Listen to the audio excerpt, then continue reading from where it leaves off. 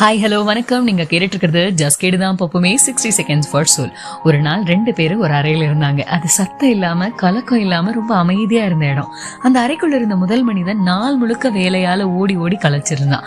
ஆனா அவனுக்கு அந்த அமைதி, இதுதான் எனக்கு தேவையான அமைதியா இருக்கு, என் மனசு இப்பதான் ஒரு நிம்மதியான ஒரு ஓய்வு பெறுது, இது எனக்கு பூமியில கிடைக்கக்கூடிய ஒரு சொர்க்கம் போல இருக்குன்னு நினைக்கிறான். ஆனா அதே அறையில இருந்த 2வது மனுஷன் என்ன நினைக்கிறான்னா, ரொம்ப நாளா தனிமையில சோர்ந்து போயிருந்தனால அவனுக்கு அந்த அமைதி பார்த்ததும் எவ்வளவு வெறுமையா இருக்கு, ஒருத்தராது இருந்தா நல்லா இருக்குமே, இந்த அமைதி தான் எனக்கு சிறை போல இருக்குன்னு நினைக்கிறான்.